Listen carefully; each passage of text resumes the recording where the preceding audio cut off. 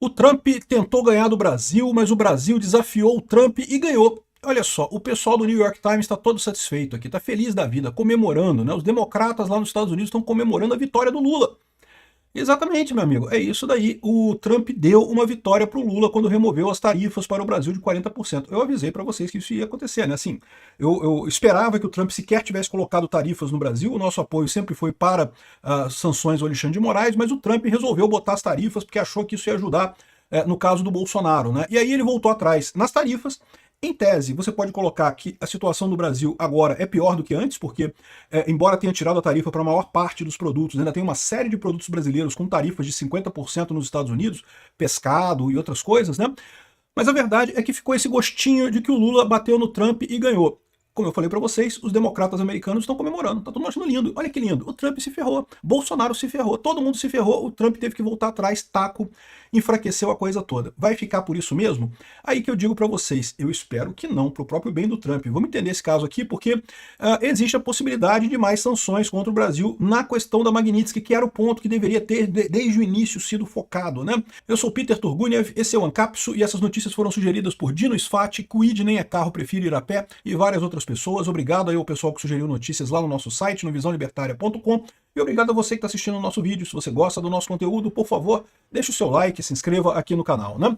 Pois bem, o Brasil desafiou o Trump e ganhou. É isso aí. Estão elogiando o Lula, mas é lógico que estão elogiando o Lula. Eu falei para vocês, o Lula tem o apoio dos democratas americanos, tem o apoio da esquerda europeia também. O pessoal está comemorando, tá vendo o Lula bateu no Trump. É isso que a gente devia ter feito, devia ter batido no Trump também, que o Trump ia acabar recuando e coisa e tal. Esse episódio com o Brasil manchou o Trump, tá? O Trump, por mais que eu entenda que não teve nada a ver com a negociação do Lula e não sei o que lá, né, que ele estava fazendo o processo dele lá de negociação e coisa e tal, mas no final das contas ficou feio pra caramba com isso daí, né? E eu entendo também que o Trump nesse momento está com problemas muito maiores do que o Brasil, né? O Marco Rubio, por exemplo, está lá em Genebra conversando com os ucranianos e com os europeus por conta do plano de paz lá, que começou com 28 pontos, agora está com 19 pontos, estão negociando lá os pontos todos. E tomara que consigam chegar num acordo, né? Mas é lógico, não pode ser um acordo que renda a Ucrânia, né? Não é isso, né? Quem tem que ser punido no acordo é a Rússia, evidentemente, né? Mas independente disso, a administração Trump se mostrou fraca no final das contas. Então, o que o New York Times está comemorando aqui, o New York Times, vocês sabem, é um jornal esquerdista lá de Nova York, né? É a principal mídia esquerdista lá dos Estados Unidos, né? Então eles estão falando aqui, ó, isso é muito ruim, né? Foi o que o Trump disse quando o Bolsonaro foi preso, agora definitivamente, né? É muito ruim, coisa e tal, né? E em julho o Trump mandou uma carta muito nervosa pro Lula, não sei o que lá, e demandando que as autoridades derrubassem as acusações contra Bolsonaro, e não sei o que lá, colocou 50% de tarifas no Brasil, e ainda impôs sanções a um juiz brasileiro, ao Alexandre de Moraes, justamente por conta das acusações contra o Bolsonaro, né?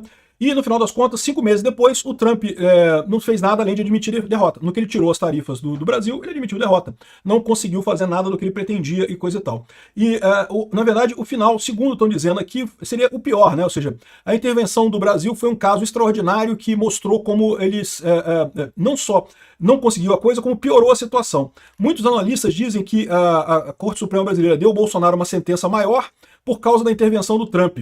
Na verdade não, tá? Eles já pretendiam dar uma pena absurda para Bolsonaro, a gente já sabia disso. Isso aqui não fez diferença, né? Agora, isso aqui também não fez diferença. E o filho do Bolsonaro, o Eduardo, um dos mais proeminentes membros do Congresso brasileiro e um potencial sucessor político do pai, está agora também sendo acusado de obstrução do processo.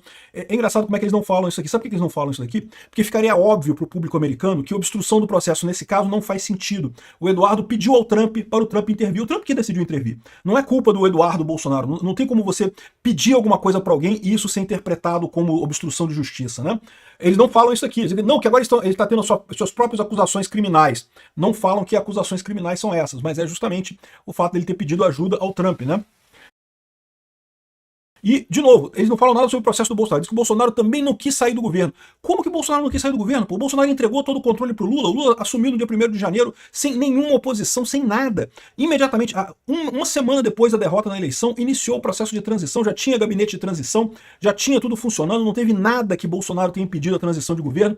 Ah, mas ele não foi entregar a faixa para o Lula. Caraca, e daí, meu amigo? Que diferença faz isso, cara? Ah, mas ele foi para os Estados Unidos. Assim, uma coisa que não tem lógica nenhuma isso daqui, uma coisa absurda, né?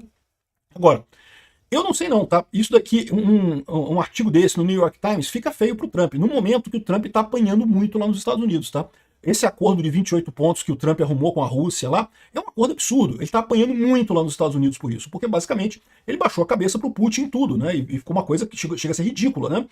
Enfim, eu não sei não. O Trump tem uma alternativa agora muito forte, que é a alternativa de dar uma carregada na Magnitsky, né?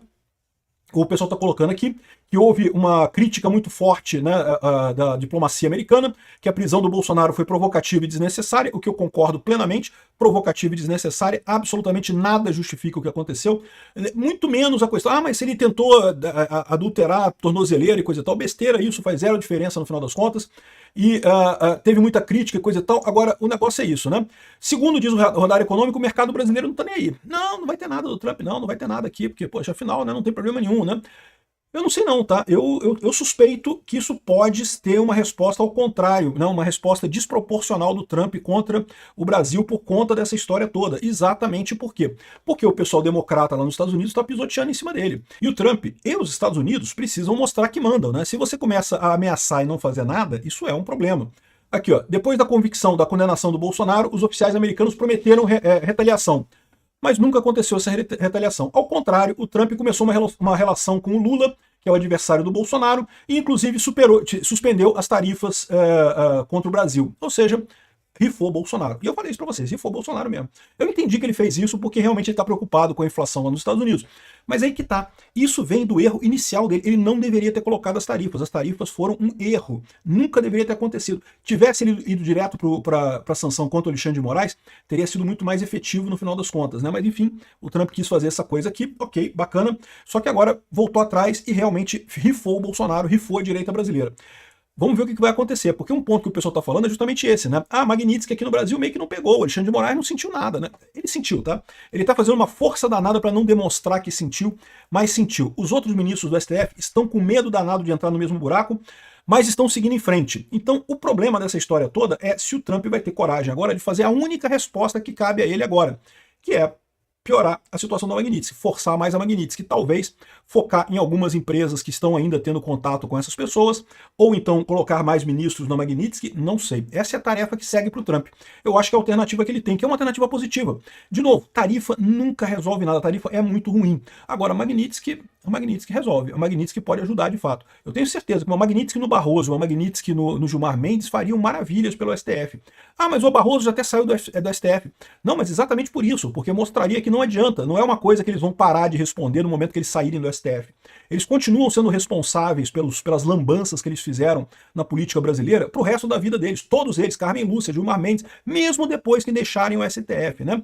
E mais do que isso, deixa muito claro o problema real que foi justamente esse STF fora de padrão, fora de qualquer controle. Vamos ver, foi muito ruim pro Trump isso daqui, tá? Ficou muito feio. O New York Times, os democratas estão comemorando isso daqui, tô achando lindo.